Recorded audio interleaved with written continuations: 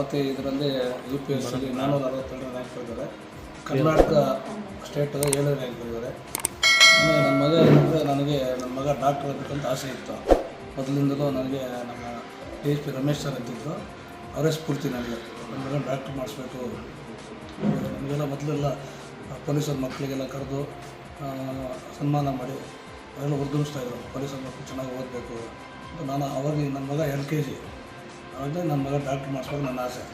ಮತ್ತು ಡಾಕ್ಟ್ರು ಆದ 22ರಲ್ಲಿ ಮುಗಿತು. ನಾನು MD ಮಾಡ್ತಾಯಿದ್ದು, ಇಲ್ಲ 2 ವರ್ಷ ನಾನೇನು ಮಾತಾಡಿಸ್ಬೇಡ, ನಾನು ಸಿವಿಲ್ ಸರ್ವಿಸ್ ಮಾಡ್ತೀನಿ ಅಂತ. ಆಯಿತು ಅಂತ ನಾನೇನು ಮಾತಾಡಲಿಲ್ಲ.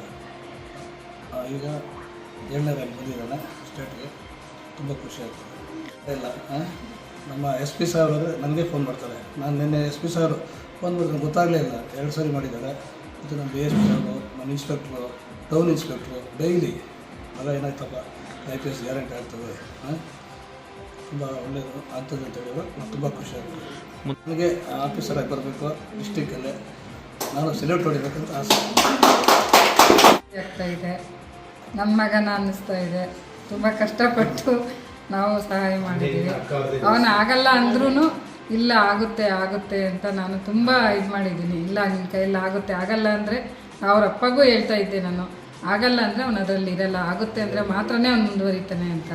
ಹೀಗಾಗಿರೋ ನಂಗೆ ತುಂಬ ಖುಷಿ ಆಗ್ತಾ ಇದೆ. ನಿಮ್ಮ ಬ್ಯಾಕ್ ಸಪೋರ್ಟ್ ಯಾರು ಅಂದರೆ ಎಲ್ಲ ಫ್ರೆಂಡ್ಸ್ ಕೇಳ್ತಾರೆ. ನನ್ನ ಮಗಳು ಮೈನ್, ನನ್ನ ಮಗಳು 3 ವರ್ಷದಿಂದ 3 ವರ್ಷದಿಂದ ಅವಳು ಒಂದು ಚಿಕ್ಕ ಮಗು ಥರ ನೋಡ್ಕೊಂಡಿದ್ದಾಳೆ. ಅವ್ರ ಅಣ್ಣಗೆ, ಅಣ್ಣ ಅನ್ನೋದಕ್ಕಿಂತ ಮಗು ಥರ ನೋಡ್ಕೊಂಡಿದ್ದಾಳೆ.